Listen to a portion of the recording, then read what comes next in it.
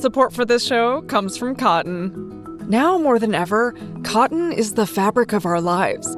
It's key to the long-lasting, breathable, and comfortable materials that fill our homes. Cotton is caring, made simple. Learn more about the benefits of cotton products for yourself, your style, and your space at thefabricofourlives.com.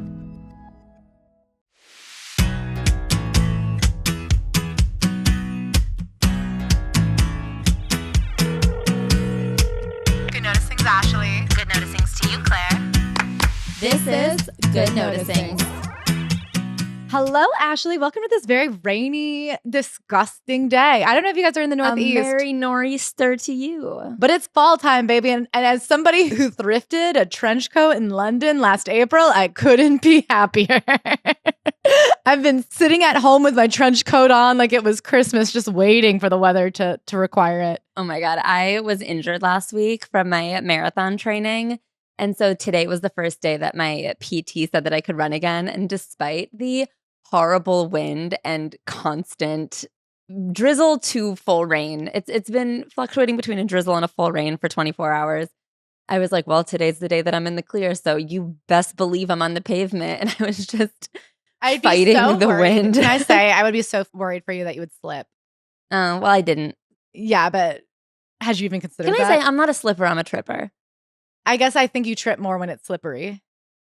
Okay. I don't know that they're not related. Anyway, Ashley, do you have any big announcements besides the fact that you're back to training?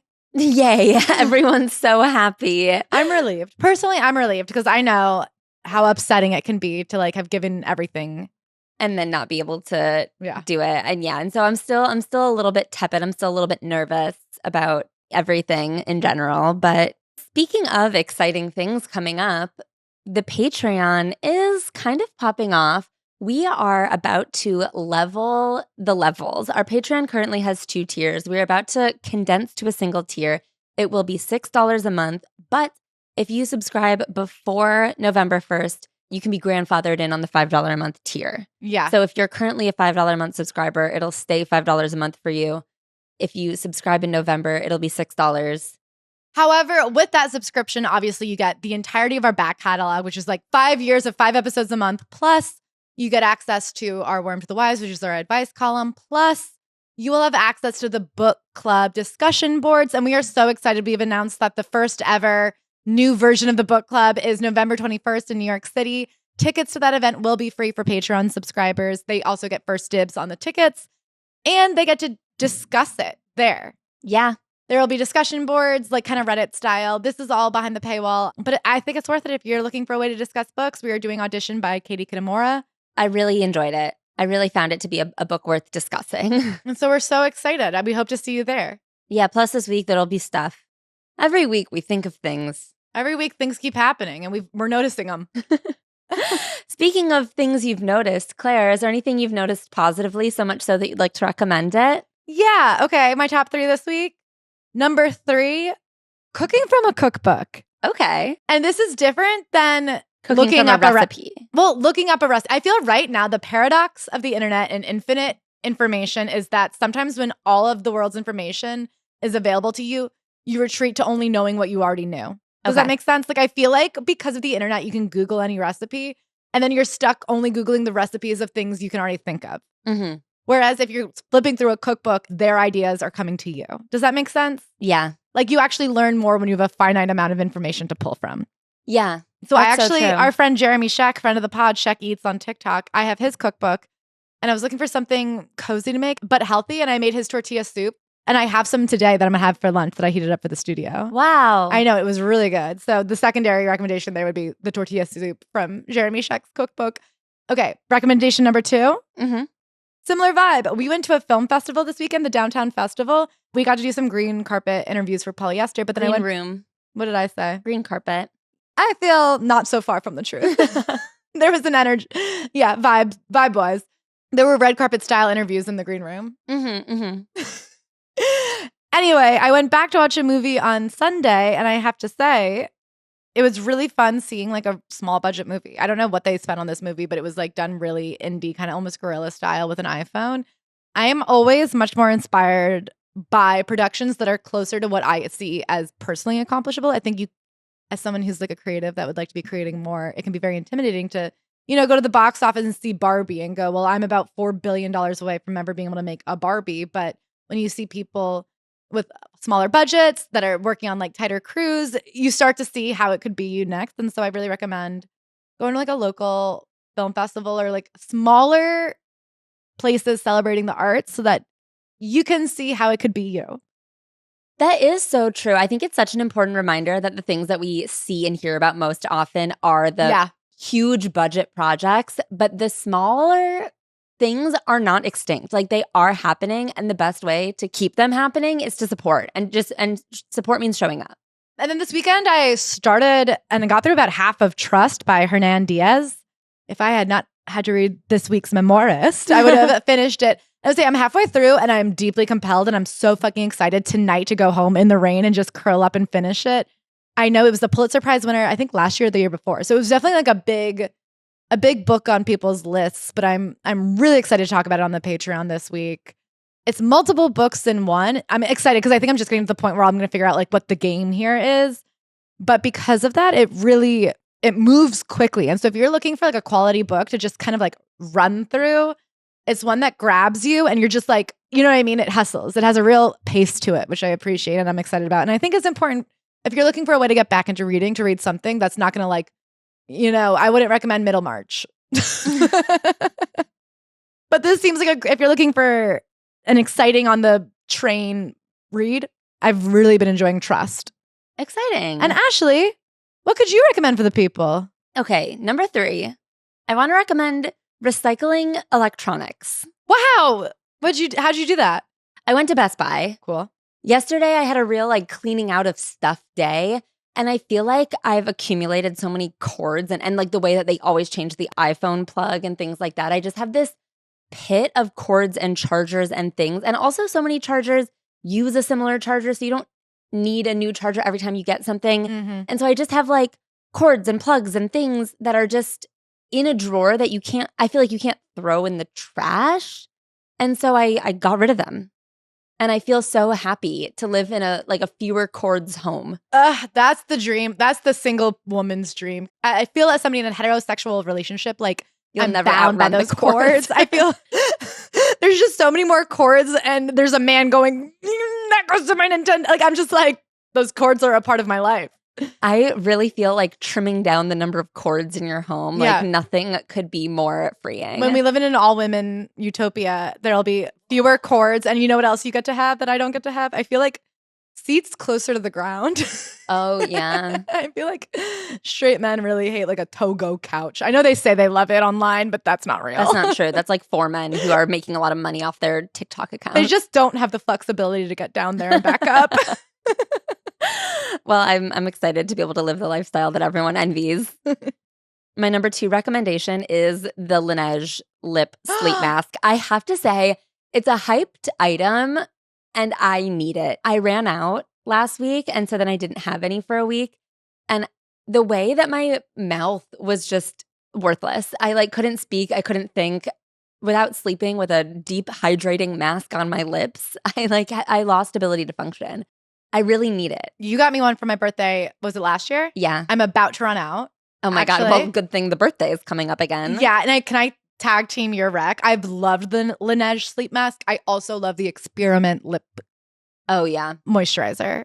I don't know what theirs is called, but theirs is also really good. Some sort of deep conditioning lip mask. It's a game changer for the way that I move about the world.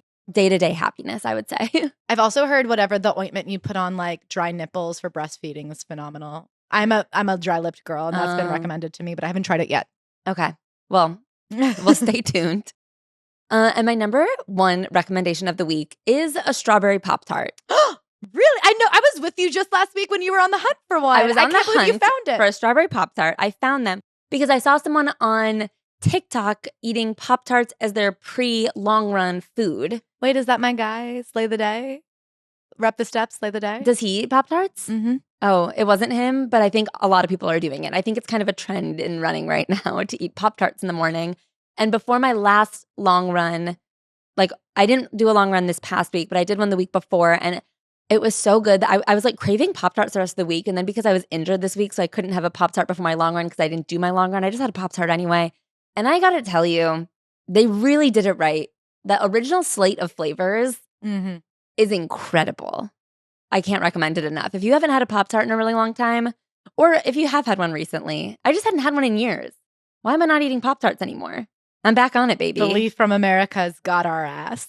Yeah, I swear to fucking God, if you can pronounce the ingredients in your food, you're not eating anything delicious. Ashley, should we tell the people what we've got lined up for them today? I'd love to. What are we noticing? Okay, this week we are talking about bummer. AI. Okay, up top, it's a bummer alert, but it's important for you guys because I think a lot of you are probably invested in NVIDIA. And if you have parents who are thinking they're going to retire on NVIDIA, I do think it's worth just watching your ass a bit. It's worth watching your ass a bit. We're going to get into it. I actually wouldn't even call this a bummer alert. I feel it's a bit of a, it's going to be Can I say problematic. No, it's a bummer if we enter a huge recession like 2008 or like where like people can't retire and they've lost their life savings. No, that is a huge bummer. Okay, I hear you. It's also a bummer because they're going to get built anyway and it's going to like sap our country of resources and like ruin people's home values and like give them cancer and then we're going to have no water left. So like that sucks. Yeah, okay. Yeah, okay. So we're going to talk about AI. We're also going to talk about what is going on with Wendy Williams. I guess secondary bummer alert, but then we have an upper. Then we have an upper. Okay. Hold tight. Then we are covering a memoir. Anyone ever heard of the art of memoir? You'll never guess who's writing them these days. Celebrities. And we just found out. I wonder if there's anything there. I wonder if it's worth looking into for us. So we just found out that celebrities write memoirs. And so we are going to be covering Lukas Gage, White Lotus star, Euphoria star. Companion star. Lukas Gage wrote a memoir. It's out yesterday, and so we are going to be talking about it, and then we are going to answer the door, a knock, knock, knock. Who's that? It's Lukas Gage himself. He'll be live in studio to talk about the memoir. We cannot wait to hear what he has to say about it. He has an opening quote. I can't wait to get to the bottom of what it means to him. That's the first question I have for him, really? And I am excited to ask. Like, what does this mean to you? Yeah, I wrote that down. I said, what does this mean to you? Well, should we get into our AI bummer alert? We'll make it quick. We'll make it snappy. I just think it's worth hearing. There's been a lot of talk of the AI bubble this weekend, and so I wanted to do some looking into it. So there's two things happening right now in the AI world. So we're reading from Bloomberg, why experts are warning the AI boom could be a bubble. And then also I read the BBC's article, A Tangled Web of Deals Stokes AI Bubble Fears. I also looked into the situation with Sora 2 and why. And what is that? Sora 2 is OpenAI's new video app that uses, it's essentially like TikTok, but with only generative AI videos. Exciting. And are people loving it? No. It's been a huge flop. And No way. And I think that that's really important. I think the thing that pisses me off most about something like what's it called? Soren? Like Sora. the Eye of Sauron? Sora. Okay, still Sauron vibes, which it's so funny when these nerds are like, they'll never know I named it my secret evil thing. I'm like, oh, Lord of the Rings, one of the greatest franchises of all time. Yeah. Imagine, this is like in 20 years if someone's like, I'm naming my new secret evil app Voldemort. They'll never know. It is one of those can I say, just a side rant, I'm so sick of people calling themselves nerds when they like Star Wars or Lord of the Rings. Because I am just like, oh, two of the highest grossing franchises in all of history. You're such a dork for liking it. Everybody likes it. I'm kind of a weirdo. I like the number one thing that's ever existed. Girls don't like me because I like the most popular. Girls don't like you because of you watch Red Pill content too. Yeah, and probably you're ugly. Girls are famously shallow because of how hard we have to work to make you like us in the first place. Maybe we should all let our guards down. Anyway, so one of the big fears right now about AI is 5 of the biggest tech companies are spending an estimated $371 billion this year on data centers necessary to train and run complex AI models. And the problem here is beyond the fact that these AI data centers are like, I guess all data centers. And I have to say, I've seen that watching Netflix for an hour, streaming Netflix for an hour is worse than asking ChatGPT a question. So we should all keep that in mind. The way that we were all raised to never let the water run when we're brushing our teeth. You know, when you're just falling asleep to Netflix, keep in mind, that's a lot of water you're taking from the earth. Anyway. Dang. Yeah, I know. It's hard to hold the mirror up to the self, but yet we must. Anyway, the question is, with all this money being put into data centers and AI, what could the profits be? Do you know what I mean? Yeah. So McKinsey & Company projects that data centers will require $5.2 trillion in spending by 2030 to keep up the demand for AI. And so, is there $5.2 trillion for them to make back just to break even? That's the question. So they say that in 2025, AI technology is expected to generate $60 billion in revenue, which falls quite short of that $370 billion number we read earlier. So one of the things they're saying is, historically there have been bubbles. Obviously, we have had the housing recession in 2008. We had the dot-com bubble. And then another one they're looking at is the railroad bubble. And there's all these bubbles, and they're saying the difference between this one and those historical ones is the usefulness of the technology after the bubble burst. So, we built miles and miles of railroad tracks, and then that bubble burst. But sure enough, eventually the rest of the building caught up, and we did end up using those railroad tracks for trains. For example, the telecom bubble bursting in the 90s did in fact lay the infrastructure that we now use for internet and fiber optic cables. Yes. So all those miles and miles of fiber optic cables burst for a time, but those cables still exist and are usable now. Whereas AI is run on technology that depreciates and loses efficacy. I don't know if that's the word, but essentially the chips that are required to run complex data configurations start to disintegrate essentially and can only be then used after about 5 years for less complex models or whatever. So think about it this way. Say you spend $5 trillion on stuff for the next 5 years, and then in 5 years, none of those are usable anymore. The other problem is you have to replace the most expensive parts often. They're saying it takes 2 to 3 years to build a data center, but then it takes about 8 years to hook up the amount of energy needed. And of course, something like ChatGPT has not turned a profit yet. And they were like, of course not, because it's free to use. But you have to think, in order to turn a profit, if they had to start charging people for asking it questions, would people use it? That's the point I would like to get back to. So that was the main concern in this Bloomberg article is it seems that we're outspending what could even possibly be generated revenue. Another problem is, so one of the bubbles right now is that 80% of the US stock market gains in the last year have been AI generated. NVIDIA is the largest company in the world. It's $500 billion. A lot of other companies stack up next to it and it's still bigger. And I think this is where a lot of people, if not your 401k, but maybe your parents' 401k, a lot of people have made a lot of money in the stock market because of NVIDIA.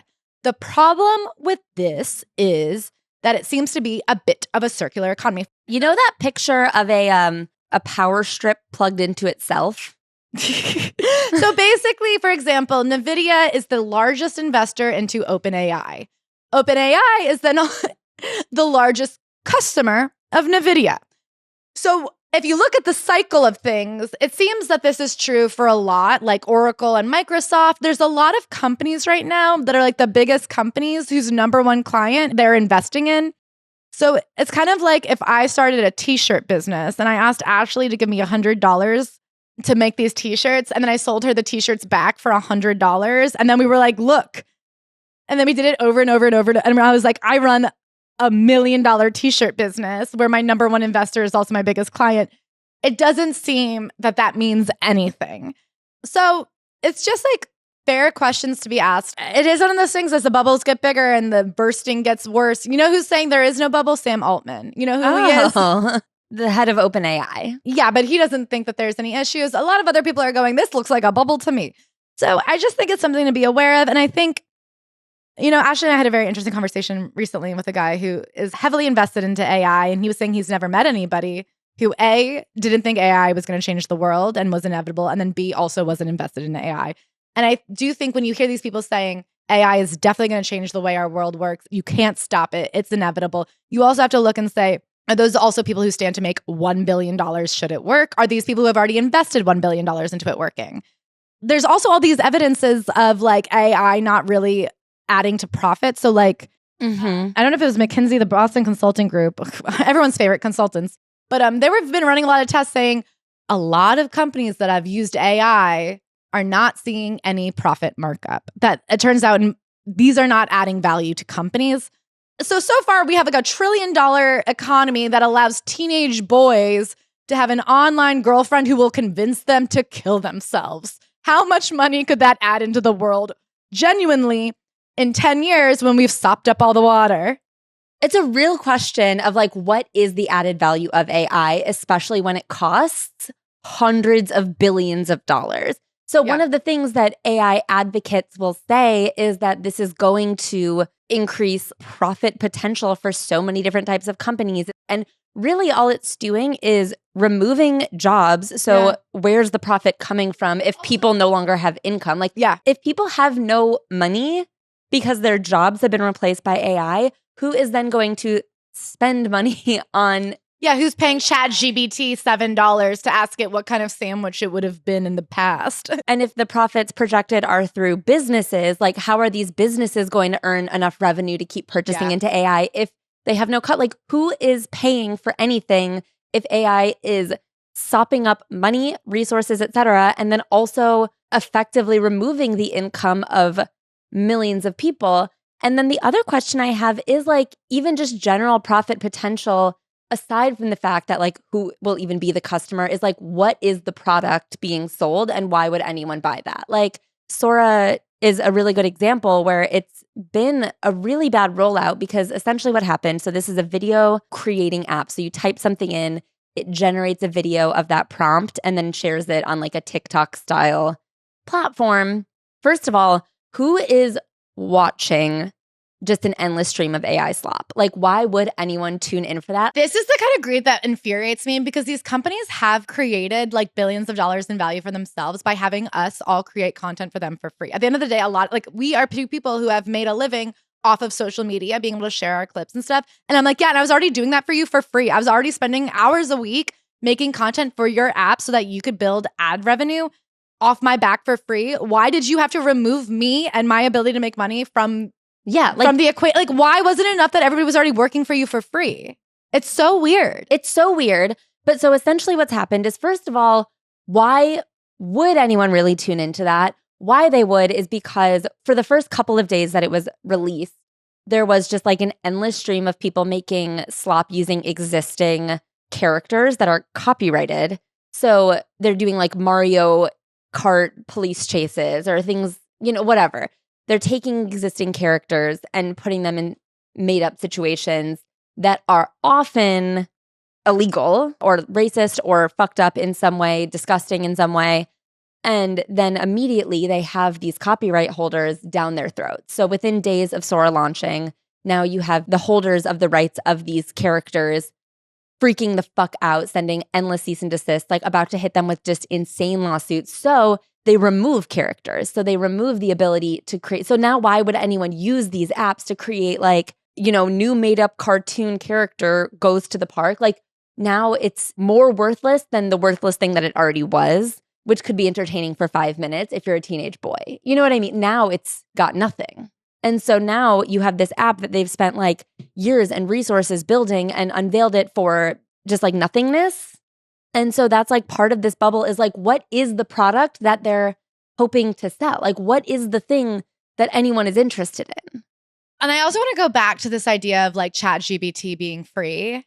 I read Doppelganger earlier this year, which is a book I really recommend by Naomi Klein. I almost said Naomi Fry. If you're a Naomi, you're a thinker. Yeah, ain't that the friggin' truth? Anyway, a thinker or one of the great beauties of the world. Something I've been thinking about is if you look at the electricity rates and the way that these data centers are taking on a lot of electricity, and a lot of these companies have made deals with the government and the electrical companies to offset their personal costs onto taxpayers and people who like use electricity.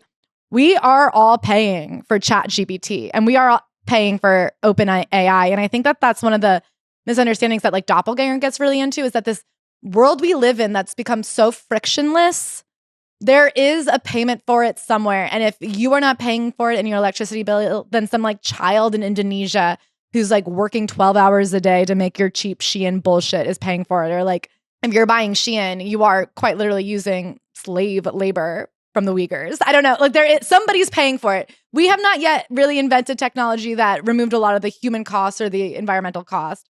And so every time you log into ChatGPT, sure, you're getting it for free, but I guess you'll pay for it on the back end with your electricity bill. And then also when somebody else's house is flooded because there's like a typhoon because we fucked with the environment too bad.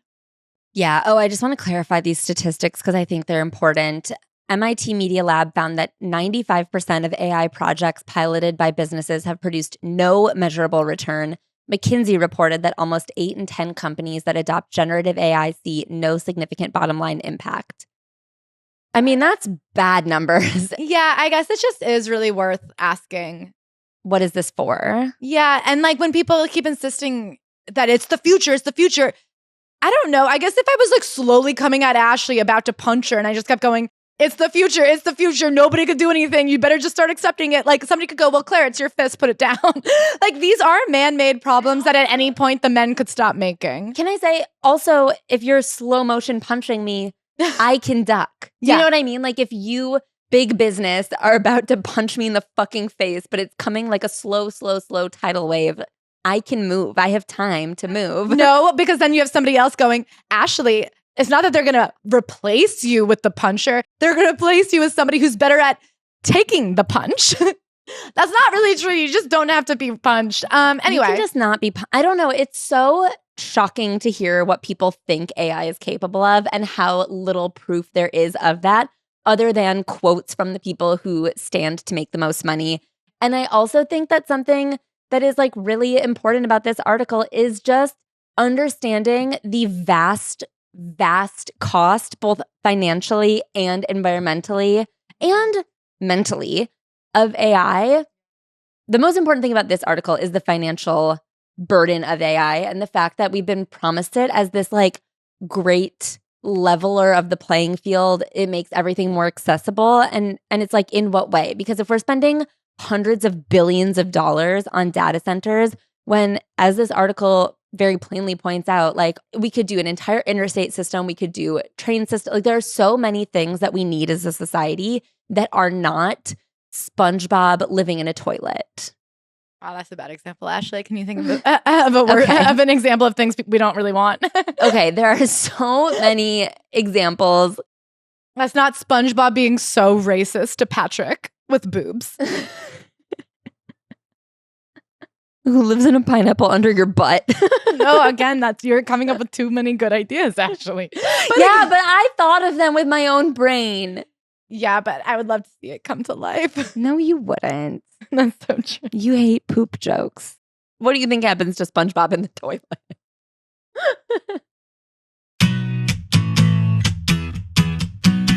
Support for this show comes from Cotton.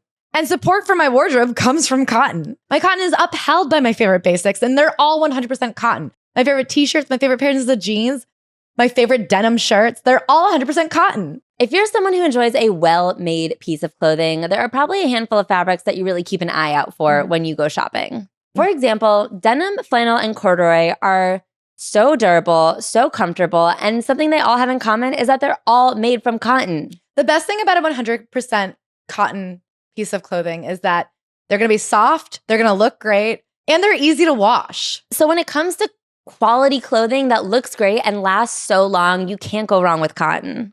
I'm hypoallergenic. I have very sensitive skin. And the great thing about using cotton is I know where it comes from. I know what to expect every single time. If a piece of clothing is 100% cotton, I can guarantee I'm not going to have an allergic reaction to it.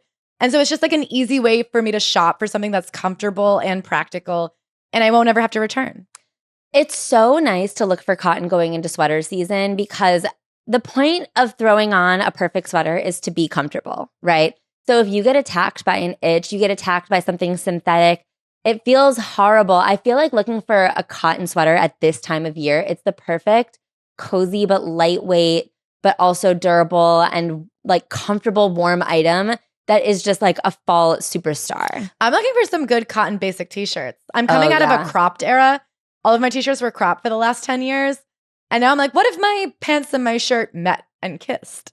Ooh. So I'm looking for some top of the line, 100% cotton t-shirts. I think you're going to find some that make you really happy. Thank you. Cotton is caring, made simple, and actionable. Learn more about the benefits of cotton products for yourself, your style, and your space at thefabricofourlives.com. Next up, we are talking about Wendy Williams. The Cut did a pretty in-depth interview and analysis of what is happening with Wendy Williams. And it's not clear still. So the rundown is essentially this. Wendy Williams does have Graves' disease. She also has lymphedema, which is like, I feel does not necessarily relate to your brain, but it explains why one time she was wobbly. Yes. So she does have Graves' disease and she does have lymphedema. And then it also seems that she struggles with a drinking problem. And it does seem that she, in the last 10 years, has suffered from some cognitive decline. It seems like she goes in and out of bouts of not being fully there. A few years ago, it seems like, I guess, her son was trying to steal $25,000 from her. So the bank, Wells Fargo, essentially set up a conservatorship. And now she's trapped in it. And the problem is sometimes you can talk to her and she seems totally with it. And what she knows for sure is that she fucking hates where she's living, which is like an old folks home for people with dementia. So she has been diagnosed. Whether or not she feels she has it, a lot of people in her life say she does not seem that she has dementia, but she's been diagnosed with a type of dementia that causes her to kind of like lose track of things. She's sometimes gets lost in sentences and then also causes her to like mix up words and names and things. It also seems that sometimes it's more than that. Sometimes she's genuinely out of it and doesn't know where she is. They talk about thinking she was in Miami. Yeah, or like there was recently a documentary that got put out in 2024 where there are scenes where it seems like she's snapping at people. She has no idea where she is. She's lost. There was that, of course, on-air situation where she fainted. So there has been concern and speculation about her mental health. But then there's also the thing of like... And her physical health. But now she's stuck in this conservatorship where they have her paying $25,000 a month to live in this old person's home. They've also sold out her apartment under her at a loss. They rehomed her cats.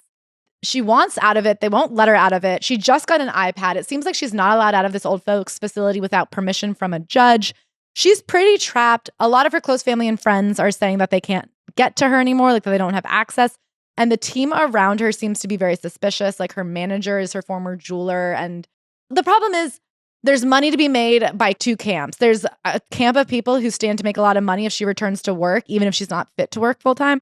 And then there's a camp of people who stand to make a lot of money if they rack up lawyer fees and, you know, stay on her retainer.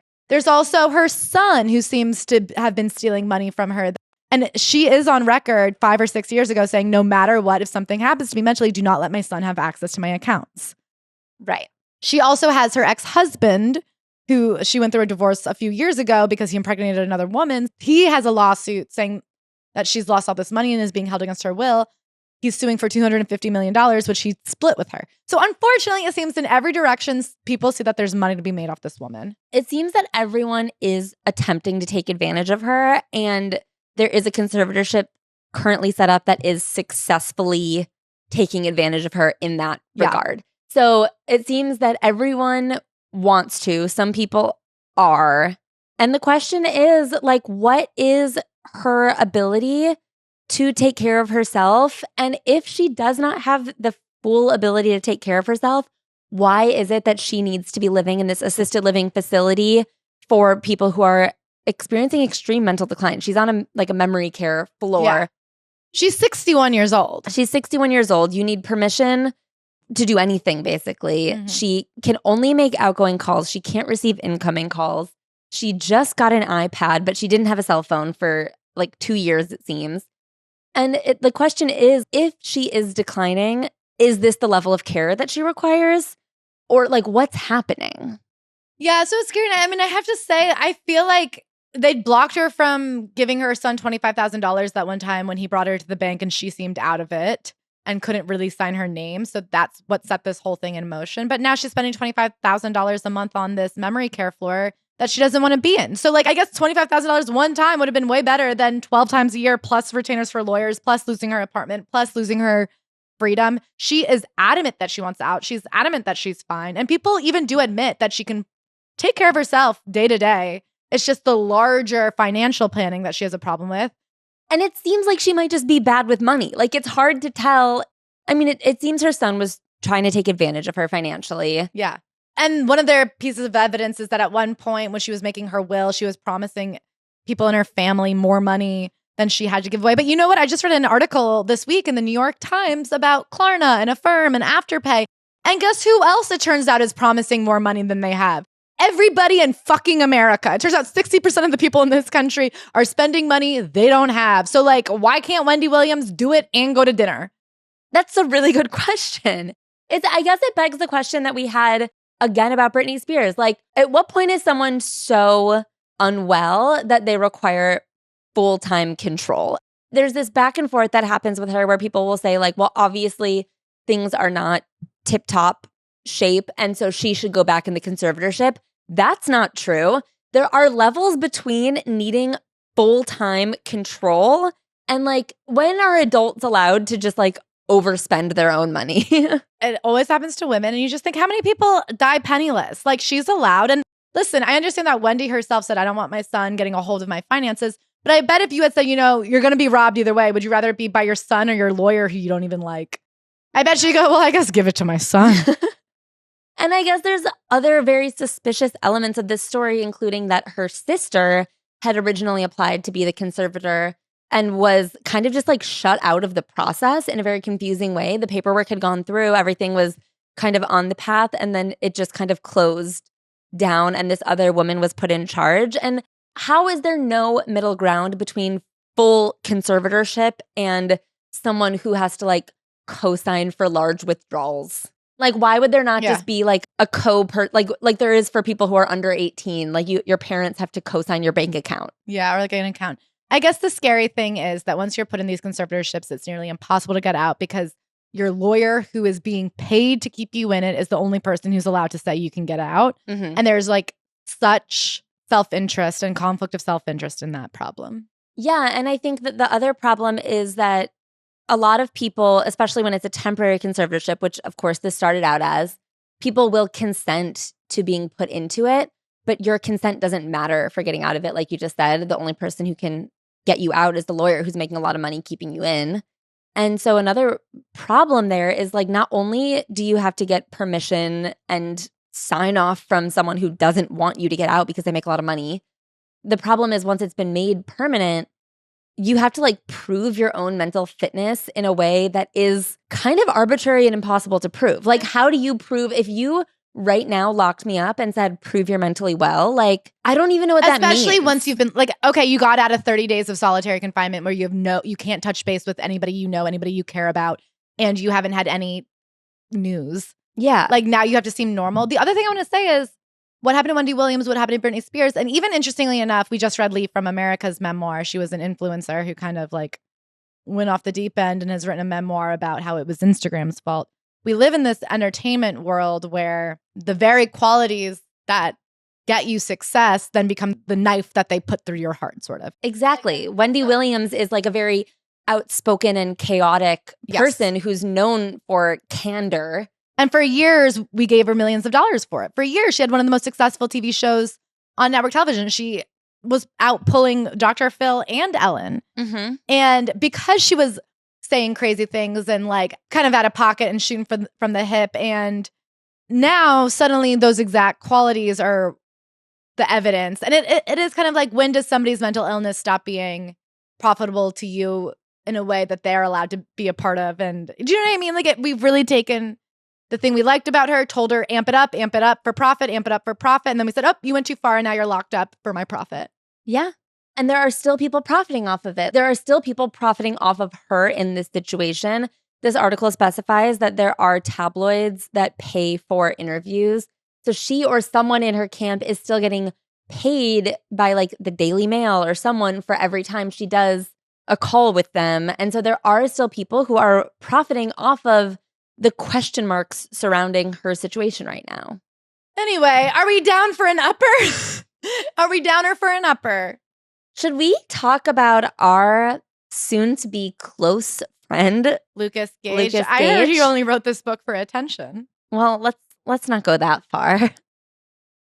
Support for this show comes from Cotton. Now more than ever, cotton is the fabric of our lives. It's key to the long-lasting, breathable, and comfortable materials that fill our homes. Cotton is caring, made simple. Learn more about the benefits of cotton products for yourself, your style, and your space at thefabricofourlives.com. Lukas Gage wrote a book for attention, and baby, we are dishing it out. The attention? Yeah.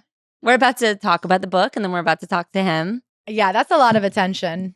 Okay, this book comes out yesterday. It came out October 14th, 2025. And the man himself, born May 28th, 1995, making him the perfect age to write a memoir, 30 years old. The peak has passed, and now you're on the slippy downward slope that is 30s. As we've said many a time, it's over for us hoes. So the book starts out with a quote. It matters not what you've done, but what you do with what you've done for others. By Noah Centineo. And I think that's important, and we're going to get into it later. So the book opens on the introduction. At the end of 6th grade, I killed a kid. And I was like, I bet he didn't. I bet he killed an old version of himself. And sure enough, he was a dork-ass loser that nobody liked. So he killed that bitch and became cool. Kind of. It took him a few more years of trying to become cool. I guess it begs the question of like, what is cool? What does it even mean to be cool? So it tells a story of him trying to become cool, and then it kind of backfires dramatically. He gets kind of beat up by the other kids. They attack him with airsoft guns. He goes home. He switches schools. From that point forward, and it seems like before that moment, he was kind of middle of the pack, not losers of losers. And I do feel like this is a standard middle of the school vibe where you're just kind of like forever seeking of what it means to be cool. Whereas most people from your school would be like, I thought you were cool enough. Yeah. There's like one of those things like, oh, I don't know. I never thought I was a loser. Yeah. I was thinking about myself. It was 6th grade. Things were happening. Anyway, so he starts off 4 years old. His parents are having a barbecue. They're all dressing up. So he tries to dress up too. He dresses up as a Playboy bunny and comes out on the roof and start like shaking and dancing. His father is humiliated. He tries to get the mom to stop it. A few weeks later, the parents get a divorce. And he's like, it was my fault. But it just goes to show that from a very young age, he had this sense of, I want to entertain. I want to be seen. I want to dress up as a woman. I want to perform. And also when his dad says, I'm embarrassed, I'm humiliated, he doesn't stop. He like doubles down. So something in him says, when people hate you, just try harder. Commit to the bit. Yeah, which is actually a great instinct. Yeah. So when he kills the former version of himself before starting a new school, he switches from Lukas, Lucas, to Lukas, Lukas. And that is an important distinction between his old self and his new self. So from a young age, he was a real loner and he was very emotional. He was always crying. He had this ritual where he'd come home from school, get in the bathtub, write in his journal, listen to Britney Spears, and just weep. And the interesting thing about him was even in middle school, he was writing in this diary. He called it a journal and just lying, which feels like an interesting use of a diary. It feels like an interesting use of a diary. And it also, I guess it's interesting. He made up a lot of stories about himself. But like, what is the difference between that and writing fiction with yourself as the main character or like manifesting? You know what I mean? I feel like there are a lot of kind of concentric circles here that I don't know, for a kid to lie to his journal, like what he calls himself a pathological liar all the time. But it seems like for the most part, it was in his journal and then sometimes making up stories in like class or something. But I don't know like where the lies had really significant implications. Especially at that age. Yeah. I feel like people are trying on things. Anyway, but he was somebody who always had these fanciful dreams of winning American Idol, of becoming famous, of escaping his humdrum life. But he really defines himself as a liar. Like into adult life, he really considers himself a liar. And I feel like that's a kind of harsh thing to think about yourself. It's also an interesting thing to say about yourself in a memoir. Yeah. It does bug the question, and is this true? For real? What here is true. So he also has 3 older brothers, Jesse, Corey, and Travis. Him and Travis have the same father. And then Jesse has another father and Corey has another father. His mom really went through it. She got pregnant at the end of high school. And right before she gave birth to Jesse, the father of that baby she was still with died in a motorcycle accident. And then she married another man who was like an upper middle class established man with a job. They had a baby and then he had a psychotic break. Yeah, like a drug-induced psychotic break and became a doomsday prepper and a hoarder in Mexico. Like he built a basement to live in Mexico. And then her third husband, who's Lucas's father, was just very dissociative. Was a doctor who didn't really pay much attention to her. It later comes out that she had, in fact, had an affair. When he caught her, they split up. When his father left, it started this like trickle of absence from his father. He would see him on weekends, but his dad never seemed to want to hang out with him much.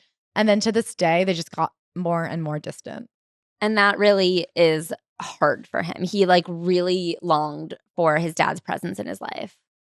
So one of the things his grandmother, his paternal grandmother, who always had his back and always supported him, suggests is like, if you spend all day on Sims pretending, why don't you go to camp and learn how to act for real? So he goes to this acting camp, where is the first place he embodies a personality that seems to really be a success. For the first time in his life, he's not just somebody's little brother. He's not somebody's son. He's just himself, Lucas with a K, and he's spunky and he's kissing everybody. And he has this kind of horrible experience where he's kissing a girl. I guess it's the first summer he's been kissing. They're in a tent making out or something.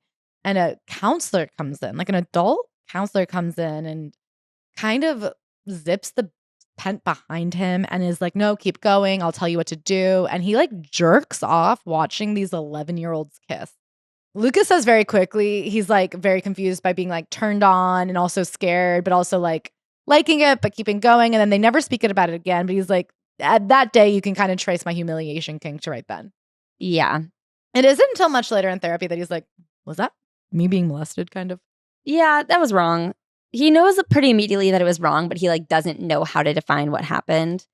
So his second oldest brother, Corey. So the oldest brother is not heavily a part of this story. I think he was old enough that he had kind of like moved out and gotten married pretty early in Lucas's consciousness. Corey is the one that he looks up to. He just wants to be him so bad. And pretty early, Corey has a drug problem. Yeah. And so he does drugs, runs away from home all the time. Eventually, he meets a girl, Tessa, who ends up moving in with the family. She also has a drug problem, but she becomes like an older sister to Lucas. She is really close with the entire family, is very close with the mom, to, I think at some points, almost her detriment. It's kind of hard because her link to this family, which is the only family that really takes care of her, her parents seem pretty absent, I guess, because she's, living with another family and she's 14 years old. Her link to that family is through a very toxic and drug-addled relationship. Yeah, and Lucas says like his mom had always wanted a daughter, but also more than that, Tessa became like her good friend. She would often confide in Paulina, Lucas's mom, about the problems in her relationship. Like it was a very complicated relationship, but it felt like Paulina, at this point, she had remarried this guy, Sean, who was a hoarder and will later go to prison for fraud. He later gets stung by the FBI. But he stays involved the whole time. Yeah, he's not even, he's about as good as the dad as you're going to get in this book. It feels like Paulina really appreciated having somebody else as invested in helping Corey as she was. Like it was nice to have somebody on her side being like, we have to go get him. We have to help him. We have to give him more shots. So Tessa becomes a part of the family. Corey, of course, is struggling with a heroin addiction that ends up getting Corey a trailer down the street. And it's like, in doing so, he's just this constant presence in their life. It's hard because Tessa is, like very much a part of the family. But like I said, via her relationship that is frankly probably a relationship she shouldn't have been in. So it's hard that like her confidant is like encouraging her to like stay with a very toxic, like, you know what I mean? I think it's complicated. So Tessa eventually by her parents gets sent to a rehab in Utah. They like tried to break her out of that. The Provo style. Yeah, to have like a mother figure coming to like break you out of rehab. She needed to be in rehab. She was also a heroin addict. Like, well, no, but she was right to break her out of it. That wasn't rehab. That was like Provo, like what Paris was in. I thought there was like a distinction between like the wilderness camps and... I think there is a difference. Yeah. The wilderness camp is like a 3-month camp. And then the Provo thing is like, here we are till we're 18. Okay. Anyway, so eventually Tessa comes back and dies in a car accident. And that is just like horrible and traumatic that she was clean. Things were looking up. Like the family was happy again. Yeah, they had a year of Corey being clean. She was clean. They had jobs. They were kind of playing family all together. Yeah. And then she passes away very tragically. And it kind of just like started a spiral, like a downward spiral for everybody involved. So Lucas at this point had been in high school. He had made friends with these twins, Bunny and Brody. They were all kind of a weirdo gang who did like light drugs, but for the fun of it. In like a high school, we're bored. Let's try on a bunch of wigs and drink Benadryl type way. After Tessa died, I think Lukas was so traumatized and his family was falling apart. And of course, Corey fell off the wagon and was using again. He distanced himself from Brody and Bunny and started really trying to like pursue validation. He very quickly gets caught up with this girl, Kaylee, who was in and out of juvie. And through her, he starts like using harder drugs and also selling Adderall. And like Oxy. Yeah. They're going to Mexico to pick it up and then sell it to people. She like writes it down on paper on notes in class. And of course they get confiscated and then he's arrested and she obviously gets sent back to juvie, but he gets off pretty light. He just has to do community service. He also at one point gets sent to a wilderness camp himself for the summer. So he doesn't go for a year or for like all of high school, but he's staying with his dad and he gets kidnapped in the middle of the night, wilderness camp style, and he gets sent to this horrible place. He thinks that his dad sent him and his mom had nothing to do with it. And when she picks him up at the end of the summer, he finds out that his mom started the chain of events because she found Oxy or like Vicodin. 2 Vicodins. And he's like, I didn't even know what to do with it. But of course, that like really turns him on his parents. And he's feeling frustrated. Like, you know, my brother Corey, we have to go pick him up at homeless encampments with a needle in his arm. And he gets a trailer next door. I've never even used Vicodin and I get sent away for 3 months. But she's like, look, I couldn't do it again. Like, I can't lose you too. But of course, you know, to a teenager, they just get pissed. Those camps never fucking work. It's just more abuse. Nobody's there to help you. So meanwhile, he goes up to meet his dad. He has this idea that his only escape is to move to LA and try to act. He had actually been doing bit roles and ads as a little kid. His grandma would help him. She got him headshots and he actually got to do a Wart commercial. So he had a little bit of money from that was saved off till he was 18. And he had this idea that his only way out was to move to LA and try to be an actor. So he decides to meet up with his dad, who he hadn't seen since he got sent to this wilderness camp. He goes with his brother Travis. They drive up. And before he even has the opportunity to ask his dad if he can move in with him to LA, his dad goes, I have to let you know, by the way, I got married and she's pregnant with twins. Obviously, Lukas has like a breakdown. He's like, what the fuck do you mean you got married? You never told us. What do you mean like she's having twins? The dad goes, yeah, and she never wants to meet you. You're not allowed at our house. To this day, Lukas hasn't met the wife or the kids, which is psychotic. I mean, that's insane. I don't know. Something I kept thinking about was like, what do you think that woman is saying to her friends and getting validation for that back? Yeah. And she's like, oh, my husband has older kids and they're not allowed to meet me or the children. Obviously, it seems evil from this woman's part, but who is this dad who started dating someone who had no intention of meeting his children and said, yes, let's keep this relationship going. Like, yes, let's get married. Now you're like, do you know what I mean? Like, who would pursue a relationship with someone who was this bitchy? You know what and he also is agreeing not to see his own children. When I think about it this way, I think about men have no friends. So of course they're like alone in their stupid little apartments, validating themselves. But like women tend to have people they gossip with. And I can't believe nobody in her gossip circle is like, I don't know, man, that seems fucked up. Whereas true. I'm like, the husband is only talking to the wife. And that's why he has the wife, because men have no friends. And so, you know, when Lukas is freaking out at this Applebee's or wherever they are about the fact that his dad is married, expecting twins, and he didn't know, the dad is like, well, did you expect me to just be lonely forever? And it's like, I mean, obviously, the idea of getting remarried when you've been divorced for 15 years is quite reasonable. You could have just like lived a life where you actually like weren't lonely without a wife and then found a wife who wasn't such a bitch to your children. Meanwhile, back at home, as I said, a SWAT team circles their house. It turns out Sean, the hoarder's stepdad, who wasn't such a bad guy the whole time, I guess. He's been doing wire fraud, though. Yeah, not ideal. A little Jen Shaw in our midst. So he gets arrested. He goes to jail. And Lukas has this moment of clarity of watching his mom stand by Sean, who's on the ground with the FBI agent on top of him and going, I am never gonna like stand by my man. This is preposterous. This is not real love. This is unhealthy. So he breaks things off with Kaylee and he tries to really focus on like himself and acting. Sean goes off to jail and he has a real moment of being like, you know what? We stand by each other though. Like, I guess we do all love each other. So his dad never reaches out after this fight they have about the dad having a new family.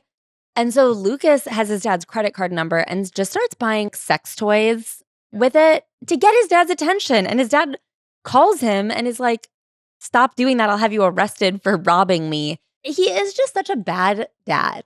Yeah, he's horrible. So Lucas turns 18, gets his Wart ad money, moves to LA, starts taking acting classes, is pursuing it heavily. And he really is like obsessed with becoming an actor. And one of his smarter obsession moves is he sees this movie at like Sundance called Another Happy Day by Sam Levinson. And he writes him an email being like, this really impacted me as someone who has lived with drug addicts. That's what the movie's about. So then he finds out that Assassination Nation is another Sam Levinson project shooting in New Orleans. It's been mostly cast and the smaller roles are going to be local casts. So he cold calls every Louisiana agency to try to get an agent to get him sent to this casting in Louisiana. He pays for himself to go down there. He gets it out there. He nails the audition. They come out, they give him a bit role. And in that experience, he's able to build a relationship with Sam Levinson, who then, of course, cast him in Euphoria.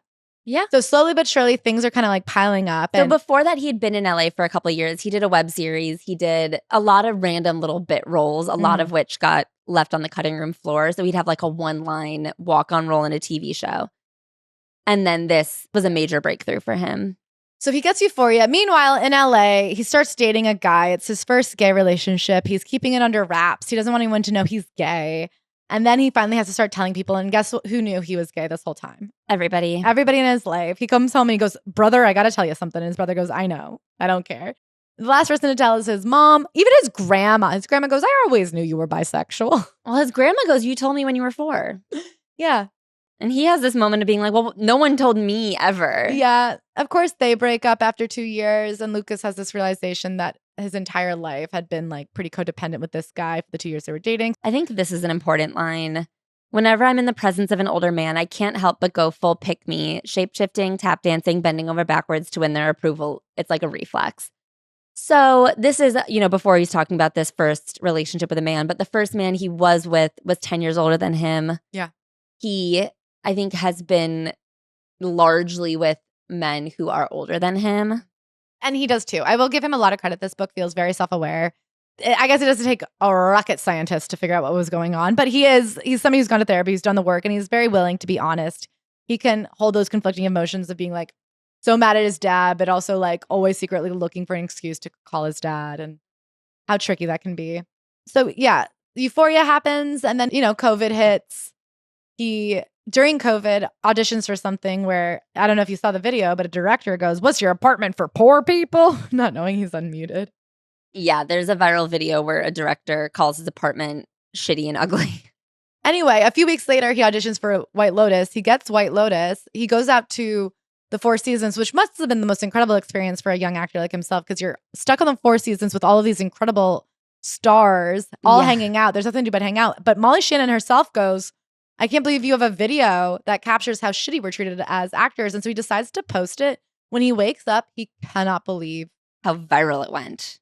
So this whole section is, extremely self-aware. He's very aware of like the privilege and the fear of, he's in Hawaii on this major role. There's also a global pandemic going on. He's afraid to post this video because it's deeply honest about what it's like to be an actor, but will he burn bridges? Because like, what if the producer is identified? Does it make him look difficult to work with that he's going to post this video? He seems to recognize that like you can never really predict how long the internet will be on your side. Sure, he's the hero of this video, but people sit with anything long enough, they start to find issues with what you've done too. Mm-hmm.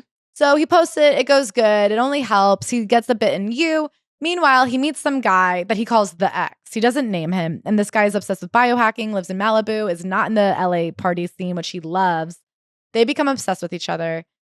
So throughout this book, he at one point had court-mandated AA and had a year of sobriety under his belt. Partying and whatnot has like impacted his life a lot, and drug use. And it seems kind of like unclear where he sits in that world right now. Anyway, he goes to London. The guy shows up. It turns out he's not a partier in the LA scene, but he is a partier in the London European scene. They really do not like each other, but they can't get away. He's obsessed with the ex, and then they break up. And when Lucas goes home for Thanksgiving and is so upset, he can't stop crying, and then he punches a glass door.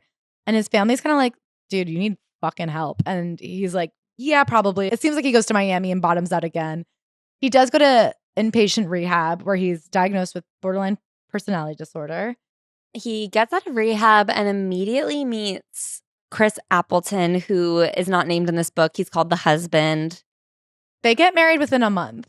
They get married right after meeting each other on an episode of Keeping Up with the Kardashians. Yeah, you could go see it. And that relationship also ends shortly after. And now he's realizing that he, chases attention, chases the high. His therapist told him he has this like favorite person thing where you just like immediately at all times need to be latched on to someone. And it's like more significant than codependence, basically, which is, something he recognizes within himself. Obviously, right after he was in rehab with this therapist, he got married. Now he really sees it. Now he's starting to realize that he maybe doesn't like all attention. And it's because someone with his same name is like a right-wing influencer. And he was like, oh my God, wait, people just talking about you isn't always good. Yeah, it sucks to be called a Nazi. So that's where it ends. This book is very focused on like his early years. Mm-hmm. And I find it very interesting, almost like grappling with, like in his analysis of his own need for attention, I feel like he's almost grappling with what it means for him to like make it in Hollywood. At one point, he talks about wanting to be more purposeful in the choices he makes for his career versus just like trying to get any role. Well, something he says that I found very honest and interesting was what it felt like after the first season of Euphoria to watch some of those stars blow up. You think about Sydney Sweeney and Jacob Elordi, Hunter Schafer. They've really become like absolute A-list household names. And he talks about like driving by their billboards in LA and holding your breath and feeling such resentment and jealousy. And it's so interesting because then he meets back up with Sydney Sweeney for White Lotus and he says she's very grounded. That was years ago at this point. I mean, she was nothing compared to what she is now by this point. Yeah. At that point. Yeah. And I think it's very interesting to watch him kind of like grappling with his fairly chaotic childhood. But it's a chaos that I think now with hindsight, he can look back on almost fondly. Whereas now he's in the chaos of Hollywood. And I feel like he isn't sure almost like what he wants out of it. And so I feel like this book is almost just like a wistful look back on the times that were chaotic but defined because it's already done.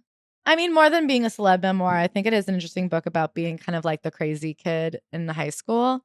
Mm-hmm. The arc of the story really relies on his personal fame and success to wrap it up. Like this idea that like, but now look at me, I'm famous. But there isn't really a wrap up, which it can be honest, but I don't know that it was tackled head on. The way a Kat Marnell book is where it's like, well, we'll see what happens next. Sometimes things end and the ending is admitting that like, this is the first step in a long journey. Anyway, shall we talk to Lukas himself?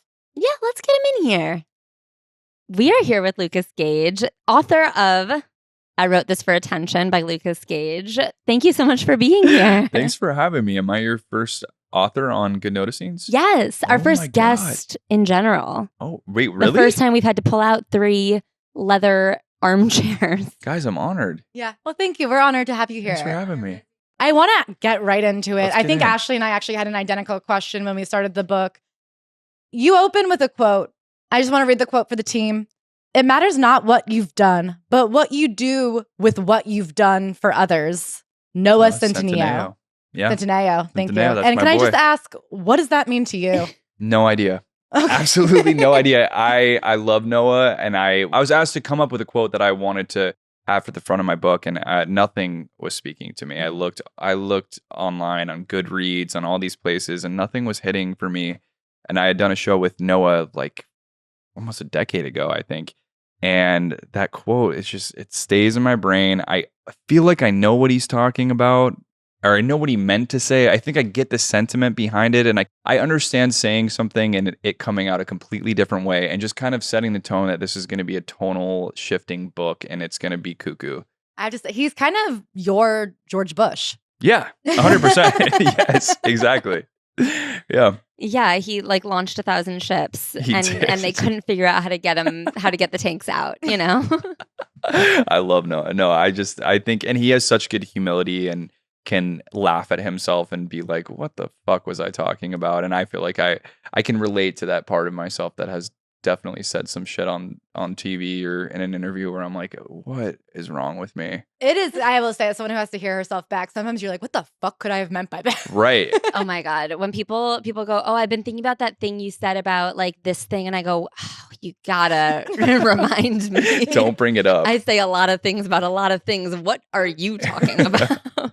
So we want to know, you're 30 years old. You just turned 30 this year. Congrats. I'm in my 30s now. Thank you. Welcome, us too. Why now? 30 is famously kind of young to write a memoir. Very what young. Made you want to do it now?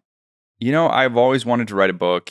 It was a thing that I dreamed of when I was a kid, lying to my journal, which I talk about in the book, and something I always wanted to do. I had started to write screenplays, and then the strike happened.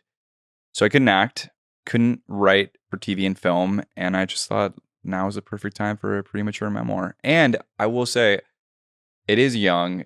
It is like, who cares and who's asking for it? But somebody is out there. But also we read guys it. Thank you guys.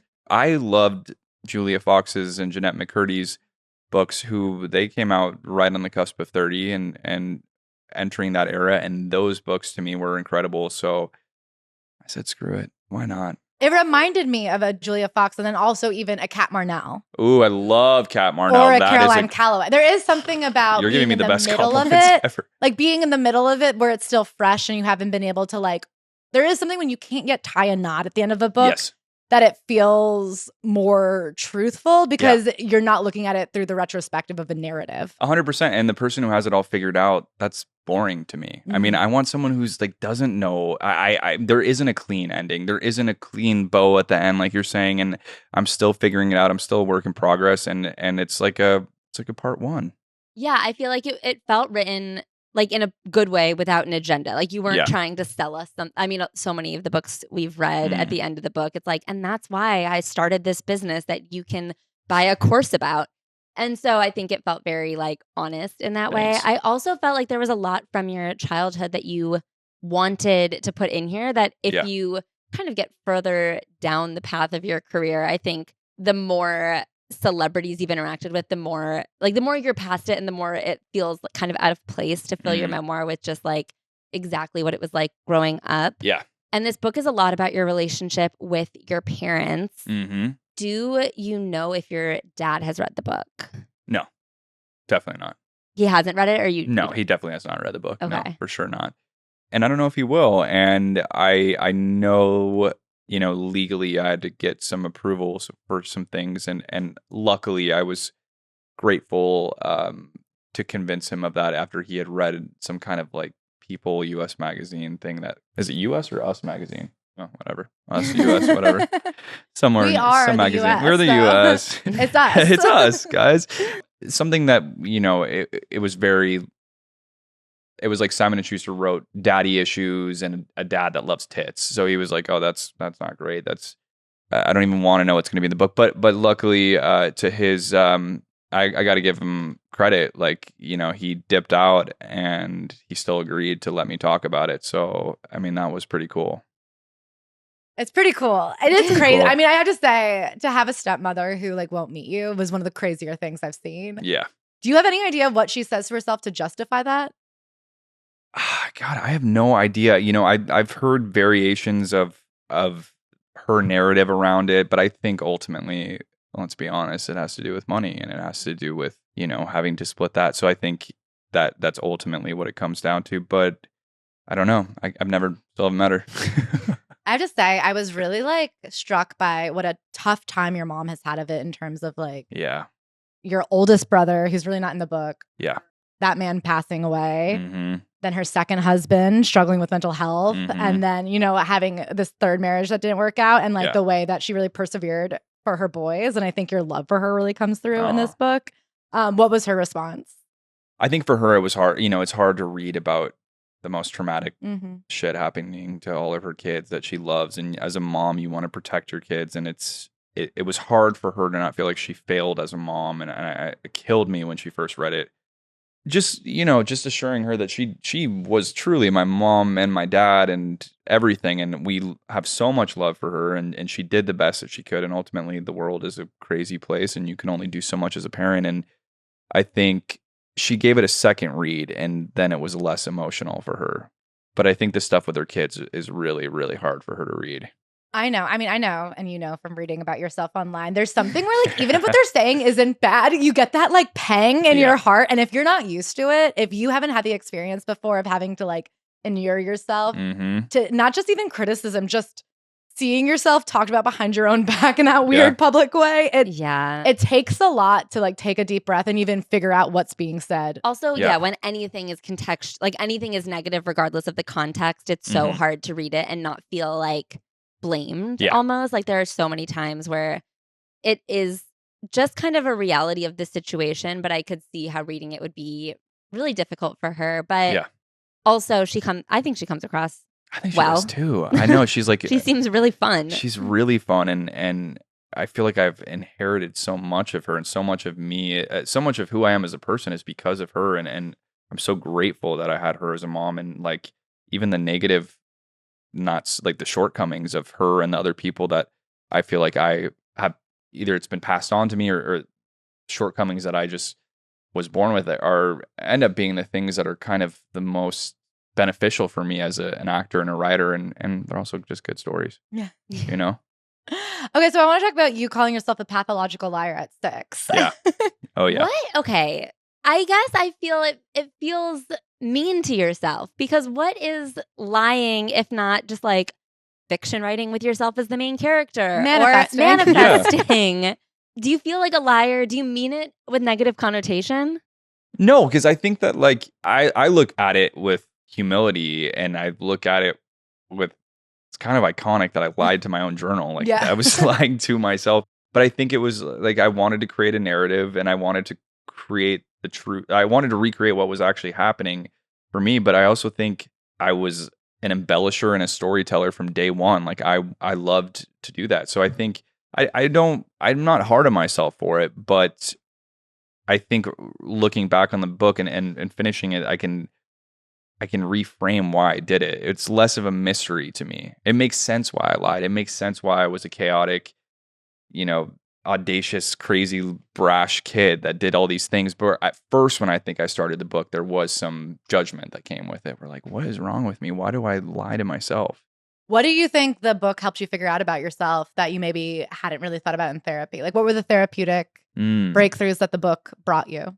I think it goes hand in hand with what I was saying. Like, there's just a sense of understanding all these things. And also, I think for so long I kind of wanted to hide and was shameful about my adolescence and the crazy things that I had done. And now I'm like, I am so glad I was that kid. I'm so glad I fucked up and made mistakes. And I did these things and I was impulsive, and some of it's not great behavior and some of it got me in trouble, but some of it also led me to where I am today. And I love that kid. I love that younger Lukas. And I think before I was harder on him, and maybe like you're picking up on a little bit judgmental about that liar. Everyone lies. And I also feel like there is that like fostering that audaciousness within yourself is what created your career, because there are some people who have that kind of compulsion when they're younger and they like beat it out of themselves, and then they're older like waiting for permission. And especially in a career like acting, like you said in your book, if you wait for it to happen, you had to pretend to be living in Louisiana and then it happened. Yeah, exactly. And like that's the liar kid, the kid who said that you lived in Louisiana. Well, if I didn't lie about that one thing, if I didn't lie on my resume, lie to get into the door, lie on the phone call with these agents, I wouldn't be where I am today. I would not be sitting in this chair. And it's not to say like I'm promoting everyone to lie, but also it's a little white lie. If you need to get into the room, I didn't know what else to do. I didn't have any connections or any way in. So there's good lies. I mean, it's LA lying for sure. LA which lying. Is like being like you met someone at a party, you said, oh, that's a funny joke. And then the next day you go, we're writing a screenplay together. Right, exactly. Yeah. Okay, so with kind of so much experience writing what isn't true. Yeah. Did you have a lot of trouble sitting down to write the truth for this book, or is some of this a bit embellished? So I write in the very beginning, like some of the storytelling is embellished because just for the sake of storytelling and to have a cohesive story and, whatever.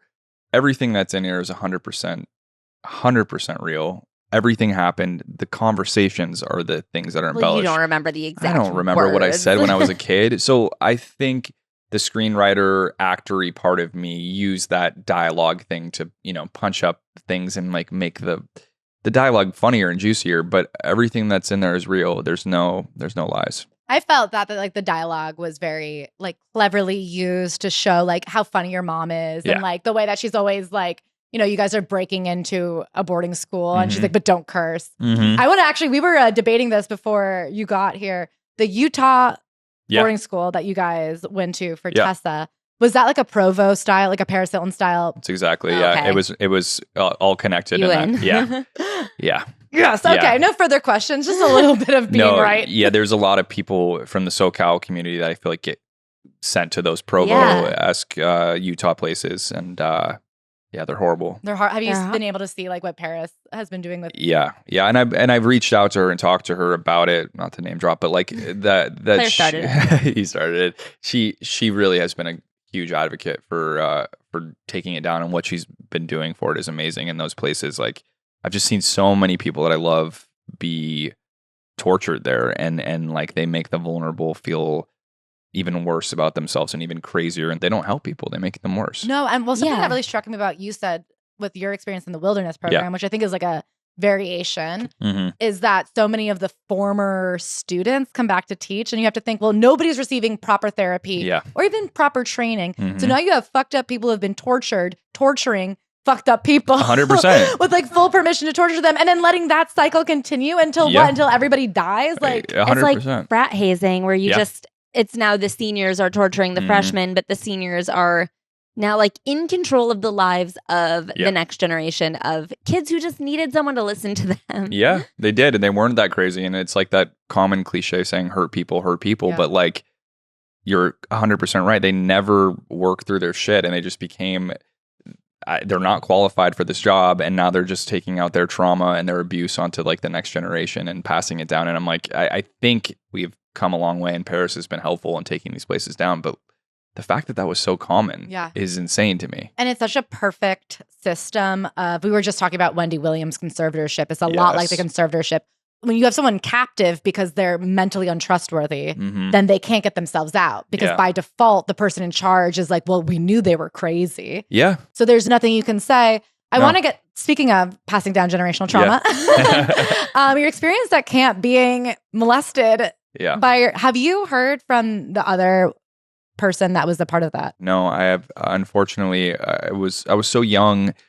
I don't even know where I would be able to reach out to her, and I hope she's okay. And I have no. I wonder if it'll be cathartic for her to hear like maybe we all agree that was fucked up. Yeah, no, and I feel like that was such a crazy thing for me. Is there's such a willingness that there's such a willingness when you've been molested at a young age because you don't do anything, or you like allow it to happen, and you're confused. And it's crazy that it took me later in life to figure out that was wrong, and not use like a joke to be like, oh yeah, everyone gets molested, like whatever, who cares? But it was insane that I had to actually have it spelled out to me in my late 20s. Like, no, that's not normal. Well, I do think something that happens to me, and I actually like talk about this a lot. There's so much joking, and I feel like with Twitter, the quote unquote like normalization of things, there is this feeling of like, well, who hasn't been molested by an uncle? But it actually is like, well, not enough people that you don't have to feel shame, but not so many people that if it happened to you, you don't need to address it. Exactly. But it's hard to strike that balance of being like, a lot of people have been molested. It's not your fault. Right. But you also do need to tell somebody so that you can process. Yeah. No, and I think I just plowed through that as a kid, and I just went on autopilot. I feel like, especially it being like your first sleepaway camp experience, it's so complicated. Like you were talking about the complex emotions of it in the book. When it's a counselor, it's your first like sleepaway camp. It's like a dose of freedom. Yeah. So you feel more adult. You want to be the adults. Like the counselors at overnight camp seem so cool. Yeah, they were. And so it's like this horrible abuse of power where it's like, I feel like I'm a grown up and I want to be like you, who's a more grown up. And then they're assaulting you. Yeah. No, it's horrible. And most of them, I will say, like, I loved them, and I thought they were my role models as kids, and like they really, which is also makes it so much worse that someone abused that power. But like a lot of them were really helpful in the acting and the filmmaking, and like were the coolest people in the world to me. Oh, and he was Australian too. It's true what they say, a nation of criminals. All criminals. All convicts. Keep them out of our island country. Of convicts. So I have to ask, we're talking about truth. We're talking about like the multiple experiences. Of course, you read a memoir. There's many people involved. I believe that everything you wrote was like true. There's, my truth, their truth, the actual truth. Which of the moments in the book was hardest for you in terms of being like, I think they haven't experienced or a perceived version of events that's like most different from how I feel? That's a good question. I think, I feel like I do a pretty decent job of not playing the victim and really owning all the terrible things that I've done. Like, there's no villain in the story. Everyone has really good traits and bad traits. I'm sure like one of my exes, sure is like, fuck you. I don't know. But that's always the case. I think it was important for me to own my parts and own where I had the shortcomings and where I made the mistakes and yeah, that's what comes to mind, honestly. I want to give you credit. I feel like even the character of Sean, my stepdad, that's like a real person that that raised you. The character of Sean. But even him, he's going to jail for fraud, and you're kind of like, he's not a bad guy. And I'm like, yeah, he wasn't ever so bad. He was flipping you off in that loving way. Right. Yeah, no, I think that's what it's all like. Everyone has their bad thing. The mom's the gambleaholic. My brother's the heroin addict. I'm definitely this chaotic teen. My dad was absent. Everyone has my stepdad went to prison. Everyone has their thing, but I think everyone also has. I really tried to explore their humanity and really tried to showcase their areas of like there's so much love and how much we care about each other, even with our flaws and all the mistakes that we made. I hope is apparent in the book. I mean, I think it really is apparent in the book. So obviously, one of the more like publicized instances in your life, getting married on reality TV. Yeah. On someone else's reality TV show. Very crazy. And after therapy, like we've had this breakthrough. I do these manic, intense relationships. No. Right. This one. Through the end of this book, I said, oh, this is when that relationship starts. But it turns out it wasn't that relationship. Then you go to therapy. Then that relationship starts. Yeah. I think I have to actually say it in a line. Like, this is not this relationship at the very start of the chapter. I totally was bamboozled. I told Ashley, I'm at the part where he's with his ex-husband. And she goes, oh, no, that's a different... The ex actually is a different person altogether. Yes. Have you been single since? Since your divorce? Since the divorce. How chic. What a fun thing to call. Like, how long was that relationship all in all? 5 months. Wow. God. And to get a divorce out of it. I should have gotten married. Who's working harder than Lukas Gage? She really is. The hustler of Hollywood. The hustler of Hollywood. I mean, I think be saying I'm a divorcee is kind of chic. That's so cool. It's kind of iconic. With the loafer, it matches. It matches your outfit, to be honest. And especially like being newly 30. Incredible stuff. Yeah, no, it's cool. It's cool. You get it out early. The first one's a practice round. I've had relationships since. I haven't had something so intense and fast moving like that. I'm really, really taking my time. Okay, good. Yeah. And are your queer baiting days behind you? I got married on the Kardashians to a guy. What else do you want from me? How much gayer does it get? I think someone asked me in an interview, like, so, like, are you gay? And I'm like, what? I don't know how much gayer could that be? I'm infer getting married on the Kardashians to a man. What do you want from me? Jesus. Well, I have to ask a question. So you talk a lot about being very lonely as a kid and being bullied and not having very many friends. You changed schools because of it at one point. Yeah. It seems, and I know that Instagram is the realest thing there is, the realest metric of somebody's personality. Be real. Yeah, you seem deeply popular in social now. What is working for you now that didn't work then? You seem like one of the more popular people in Hollywood. Well, again, those are curated moments, and I feel like I still lead a really lonely existence. Like, I really do. I do look like I'm having fun, and I do have a lot of fun, and I finally feel like I have a core group of friends, which feels counterintuitive that I found it in Hollywood, where everyone like ruins each other's lives and are backstabbers. But you also found a lot of people that you have stuff in common with, like the life ruiners and the backstabbers. Exactly. Like all my people. All my peoples. We're in middle school and high school. The only thing we had in common was getting fucked up with each other. So I do feel like I have such a good core unit, but I do still feel like very lonely and very sad at a lot of times. And I was just talking about this with another actress where we were just away from home for so long, and we're like, it's so lonely. Like, and I'm so grateful that I get to work and go to these cool places, but it does get really sad and you spend a lot of time with yourself and you have to like go to these summer camps, if you will, and like make new friends and find your community over and over with again. like the power dynamics too. Yeah. Like it's all there. Yeah. It's I'm constantly looking for my father on set. I am looking for daddy behind the monitor every day to tell me I did a good job and that he's proud of me. And I mean, the thing about like a film is you're set up with this director who's actively giving you like constant feedback. Who's literally your dad or mom. A mom dad for mom daddy. That. I think we can be honest and look at Hollywood and say mostly dad. It's mostly a dad. It's mostly a dad. But what if someday Nicole or Kidman Greta Gerwig? Nicole Kidman, she's trying. She's trying. And I have to ask, you're diagnosed with BPD in the book. How is it going for you now? Do you feel like you've found tricks to manage it? Do you have advice for other people? Yeah, I mean, I feel like I wanted to talk about it because it's so stigmatized and I had so much shame about it. And I felt like I had this like scarlet letter, you know, getting that diagnosis where I was like, oh, don't tell anyone that you're, you know, crazy. And that's kind of the reason why I wanted to talk about it more, because there was definitely moments where I was being crazy and being manic and like, you know, I was on the wrong dosage of things and not getting the right help that I needed and doing things that exasperated these symptoms. And so for me, I think it's like, it's such an interesting personality disorder because it is all rooted in trauma. And it's like, there's not like a perfect fit. It's bespoke to each person, like medication and therapy style. So I finally, after years of blowing up my life, finally found the right thing that works for me. And I still have my moments and I'm still like, gonna sometimes have these intense relationships that I have to check myself on and like remind myself to take my time and have my friends kind of be guidelines to me and be like, hey, you're moving too quick, man, and listen to them this time. But honestly, like I have found for me personally, and I don't want to speak on anyone else, but for me, like the smallest dosage of medication was the thing that worked for me. Like I think I was thrown this cocktail of like the strongest meds and like 5 of them to do. And I was just, it was making me worse. So I finally did the therapy and I did the work and then I'm like microdosing SSRIs.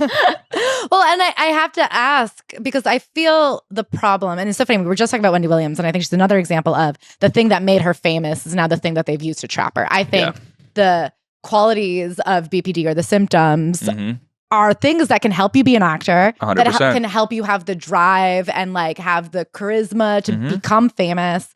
How do you balance trying to live like a healthy mental life with being an actor, fame, building fame in acting? Like, how do you find that conflict? You're so right, because it does have benefits. It's like, you know, you with identity issues and having these things where you're trying on all these different hats and molding and adapting to different situations, you do sometimes. It can be great being thrown in these situations and being able to find your people, but it also, you can have a lack of sense of self and a lack of like, who am I at the core? And I think for so long I was losing that. And like, I was just shape-shifting to different people and different situations and relationships. And I think it kind of goes with like the people that I have that are really stuck by me, because like I was a really bad friend to everybody that's still in my life right now. And the fact that they have stuck around and put up with my shit and, you know, kind of course corrected for me and been like, you can't act like this. You can't do this, but we're not going to turn our back on you. That was like, I mean, that has been so, I'm so grateful for that. And I don't even know if I'm answering your question at all right now, but no, yeah, you are.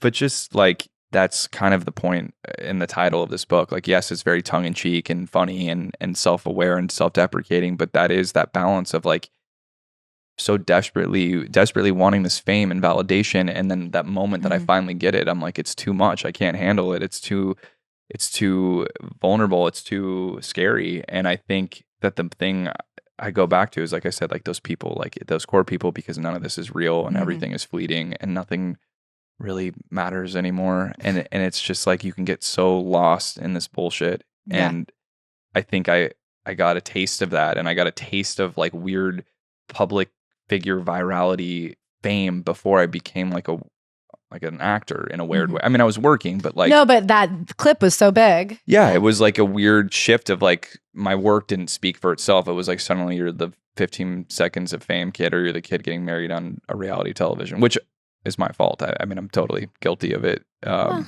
You must laugh now looking around Hollywood and going, oh, all you bitches have BPD. Like, I mean, you must be looking around being like, stigma, it's the whole town. I mean, you look like every other bitch in here. There's a lot of undiagnosed peeps for sure that I'm like, how has nobody told you? Well, it seems like that's what you have that they don't have, right? Like, no man. Like, I feel like people get surrounded by yes men before they... Yeah, it feels true. like a level of self-awareness because I think that there is so much in Hollywood that rewards outlandish behavior. Like, I don't even have to name names. There are so many people who... But what if you name names?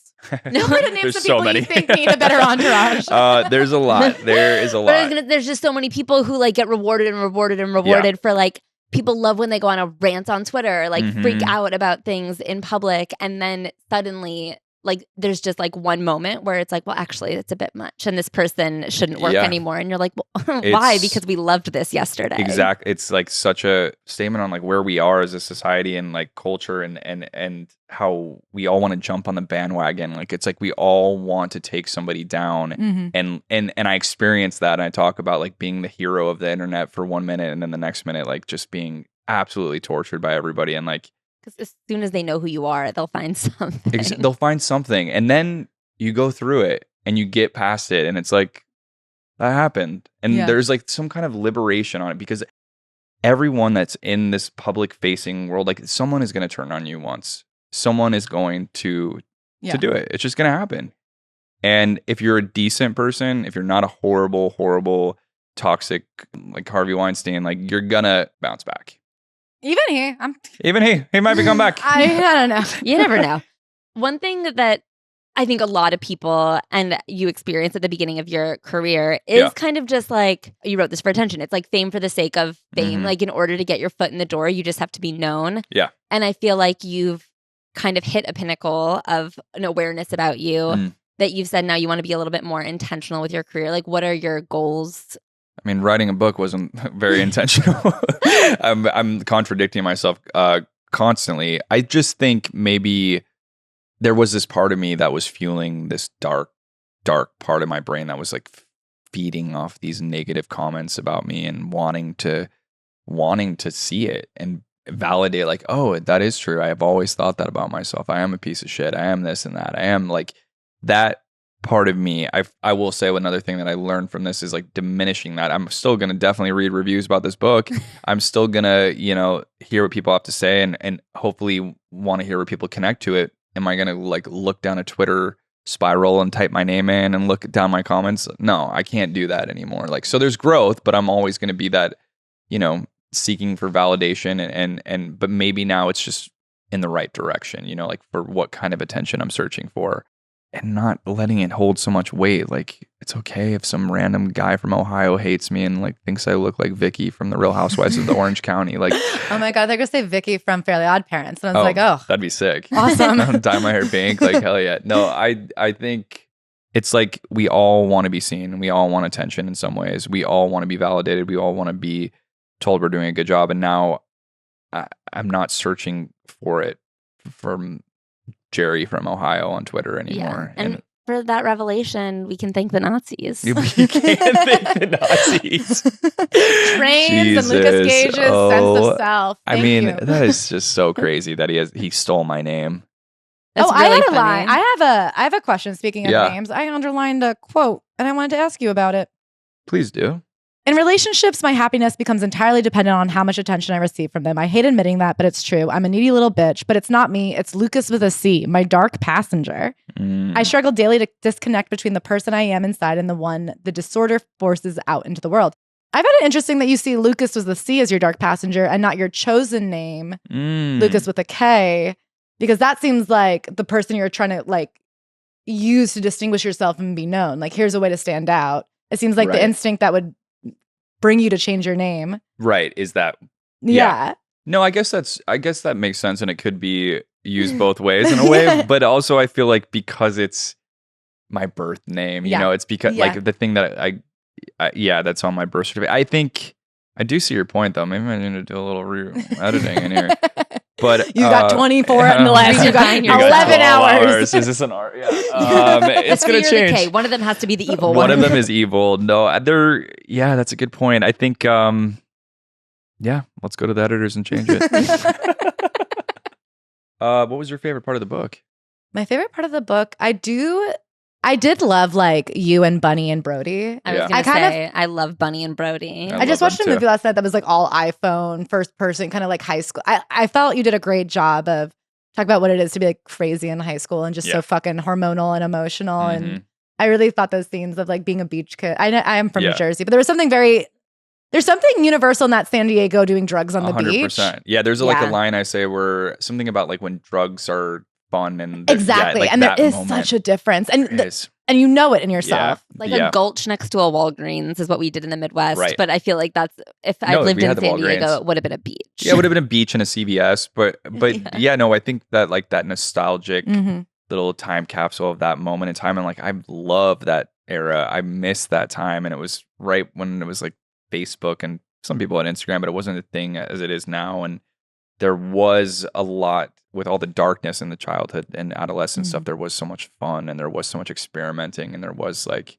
I wanted to make it like feel like the West Coast Larry Clark, like kids for SoCal. Well, it felt very much like looking back on a time where things were chaotic, but now everything turned out fine because you turned out like it's fine. Right. You know what I mean? And you can look back on this time of just like chaos and uncertainty and like a need for attention and like a need to like see a path forward. And now there was one. Yeah. Whereas now, kind of like in the midst of fame at the end of this book, it's kind of like anything could happen. Right. Yeah. No, I think, I don't want to get too deep.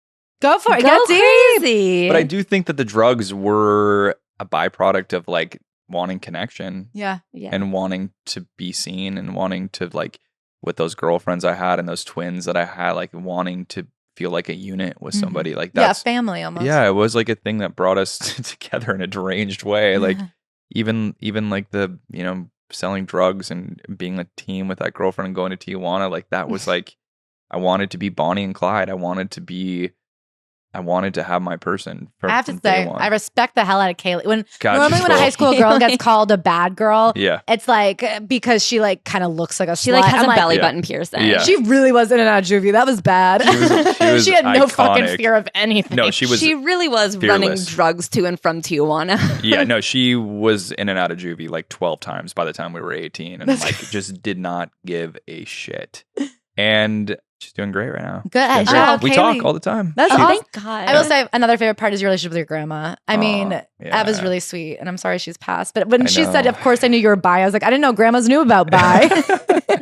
No, she was ahead of her time. She was like just one of the coolest people ever. And honestly, another reason why I'm here of just like a parental figure that most people, when you like a kid tells a parent they want to act or be a writer or whatever, they like make fun of you or they just think it's cute or whatever. Like she was like, oh no, you're going to camp. She didn't know I was going to get molested at it, but she was like, you're going to acting camp and you're going to get these headshots on Craigslist. Like she took that seriously and was one of the biggest inspirations to me. I also think low key, your grandma and your mom kind of being somewhat aware of your desire to act and being fully in support of it, but also not exploiting you as a child star is kind of incredible. I think being that close to LA, we always talk about this. There are a lot of things a parent can do to not turn their kid into a business. Yeah. And nurture them. And nurture you can them. Just nurture them. Yeah, no. You can be supportive of them without taking away their childhood. And it feels like they did. They like, totally did. Acting camp is the right call. Acting camp is the right call. Letting me go on my first audition, like as a teenager when I'm not a little kid. Like I see these kids sometimes on set and I want to give them a hug and be like, oh, is your parent making you do this? Or do you actually, and you can tell the ones that actually want to be there and love it. And I think, they were like, I have a job and too much to do to drive your ass around to auditions, but let's see if this is just a phase or something that you're actually going to want to do. And I used to be like, I remember going to LA at 18 and be like, I'm so old. Like everyone in my acting class is on a TV show and I'm not. Like, why didn't you let me do it as a kid? And I'm like, thank God. Thank God I didn't have that happen to me. And I was never good on like I did one Disney Channel thing and the director was like, you're not a Disney kid, dude. You look way too tired. You've written a beautiful book, a phenomenal memoir. Congratulations. Do you have any writing projects coming up or is there anything you're looking forward to? I have a project that I'm producing that's coming out next month. I have another thing that I'm writing that is going to be announced soon. It's called Loser. Okay. And another author is going to be the star in the book. Maybe one that you guys have interviewed on here. I'll let you find. Yeah. And it was either her or Patrick Stewart. I mean, could have been Patrick. Could have been pretty cool, actually. Patrick could have been Stewart. It's Patrick Stupid. Patrick Stupor. And then I'm writing my second screenplay was finally greenlit and purchased, and that's really exciting. Oh my God, cute. Yeah, I'm going to continue to write and hopefully not do another memoir for like 10 to 20 years. Oh exciting. Yeah. Exciting. Well, thank you so much for Thanks coming. for having Congrats. me. Thank you guys. Thanks for having me. Big fan. On sale now. Grab Go it. Get it. And if you don't like reading, go listen to it with my voice. Is it your voice? Yes, it's my voice. It has to be. Come on. We just had somebody pitch us. They're like, and with AI, these guys don't even have to really read their own book. I go, if you're not willing to read your own life story, why would anyone read your book if you couldn't even read your own book? It's kind of hard to do it, low-key. No. Well, thank you so much. Thank you so much, guys. And you guys, before we end this week's episode, of course, we have to give you a caps off. This one comes from us, the none other. This was a huge submission this week. Several times over in several different forms, because I'll tell you what, she's been on Live, she's been on Reels, she's been on Good Morning America, really repeating herself. So here we have Hilaria Baldwin. I did get bullied off the show. I did, that is for sure. That is for sure. Bullied off the show? I thought she was just voted off. Yeah, not voting for her is bullying. I wonder what she's talking about, because then she later goes on to be like, it's National Mental Health Day, and she talks about how, people come for her all the time, but if she can use her platform for anything, she goes, the way I want to be remembered, I go, Hilaria, are you about to die? Is standing up for what's right. Drove into a tree yesterday. Jesus Christ, get that man away from that car. Anyway, she's very worried about bullying, and she knows that a lot of people can relate, but they don't get as much love as she got. So maybe it's harder for them. It is World Mental Health Day, and I would be remiss if I didn't address the elephant in the room, which is that there was some bullying going on aimed at me over the past few weeks. Very coordinated, strategic bullying. And as I feel the darkness that undoubtedly brings to me, I always want to remember that my life belongs to the whole community. And I want to leave a lasting mark of courage to speak up against what is simply wrong. I'm curious about the statement, my life belongs to the whole community. What community? No, that's not true. You belong to you, baby. I guess she thinks she has like 9 kids and that's a community. I will say one thing that's true about Hilaria Baldwin is I don't believe that there have been campaigns of hate as much as like watching her yourself and coming to a conclusion. I guess I've never seen anyone less equipped to be in the spotlight than Hilaria Baldwin, and also someone so for no reason in the spotlight that, like, I'm sorry, there are lots of people who are famous for no reason, for just like making a weird TikTok whatever. My like, wife, Haktua. I mean, May she rest Daniel. Just kidding. He danced so good, and he wore those bands. Okay, no, I don't even think he danced. I thought he was like Dougieing. He was just back at it again. That's really good, though. I love consistency. Anyway, I think the way that she has no reason to be in the spotlight other than she married someone who is like famous and canceled hundreds of times over. Like, why would she be someone we've heard of? And then it applies to the other thing that frustrates me, which is that once we've heard of someone, I think I went on a rant about this on the Patreon. Once we've heard of someone, for some reason, there is like some sort of ode acknowledgement and like ode praise when it's like people, for the most part, ignore the shit out of Hilaria. Like, I do think she is largely like ignored. Less famous than she would like to be. Except for when she puts, like, she's on Dancing with the Stars. She's doing certain things to like try to wedge herself into public consciousness, and it barely works. And that's the bullying. I guess I also feel what people don't like about her is exactly what she's doing. Like, there are no lies being spread about her. You look at her Instagram and you go, I don't love that your claim to fame is having 8 babies and still being so tiny you fit in the hamper. Like, I don't like that you posted that photo looking like a baby on your head. Like, the way you are representing yourself is the thing that people have a hard time with. What is true is you posted that on Instagram, and what is true is we don't like that. I don't love seeing someone do squats wearing pumps on the carpet. On the counter. She's in the pool. Get out of the pool with your good shoes, Hilaria. The way that we got to like people will kill themselves because of hate comments, and similarly, I was voted off Dancing with the Stars. One of the most common things that people say to me when they meet me, when they actually meet me, is how surprised they are by negativity that I receive, because in reality I am none of the negative things that some people say. And it breaks my heart. Misrepresenting people in campaigns of hate. They take lives and they demolish mental health. And it's tragic how rampant this behavior is, and countless suffer daily. I cannot in good conscience stay silent. For me, experiencing something that I know plagues so many while having a big platform, it torments me and it makes me defiant. Because some people don't have the blessing that I have of all of you who support me and write me kind things every day and are excited to see the different projects that I do and things that I create. And that makes me sad because I don't want anyone else to feel alone.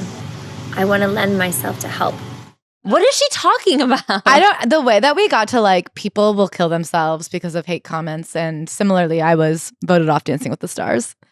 Everyone gets, I mean, the fact that you made it past Lauren Haruguay or whatever, however you say her name. I don't know. I haven't been watching, but I will say this video goes on for 2 more minutes. Lauren from Fifth Harmony, the cool one. Oh, dang. She got voted off before Hilaria. Well, and that. Can I say something about Fifth Harmony? Normani's from Fifth Harmony, right? Yeah. So I would think that's the cool one. And then Camila Cabello's from Fifth Harmony, right? And that's the famous one. No. Normani's talented. I think Lauren is cool. She like smokes weed and advocates for Palestine. Sure. She's the one that everyone's like, oh, she's a vibe. I guess I've never heard her be spoken about before. Okay. I don't think everyone's saying she's a vibe. She couldn't even get past Hilaria on Dancing with the Stars. Exactly. I think the proof is in the pudding that but she's what not the I'm cool saying one. is to make it past her. Yeah. As someone who doesn't even have the type of fan base that has like once come from something relevant. Yeah. I mean, that's not bullying. That's actually a triumph. And she should take it and then leave it. Take it and leave us alone. I'm still so confused. Who was bullying you? The people on the show or the hater? It's interesting. Anyway, it goes on for 3 more minutes and she does not know how to wrap it up, but she does come back to say thank you, I love you to her fans like 7 or 8 times. It's just funny because she'll end the video, then come back and be like, and so thank you, I love you. And then anyway, in conclusion, thank you. I just want to show gratitude. I love you. Hello. Anyway, so thank you so much, Hilaria Baldwin. Our caps are off to you. May you stay thin and beautiful forever. And that's the week. Good night. And good noticings. Support for this show comes from Cotton. You need clothes that are a breeze to shop for and a breeze to wear. But it's also important to care about what we put on our bodies. That's why now, more than ever, cotton is the fabric of our lives. It's the natural fiber behind so many of your favorite long-lasting clothes. Cotton is caring, made simple. Learn more about the benefits of cotton products for yourself, your style, and your space at thefabricofourlives.com.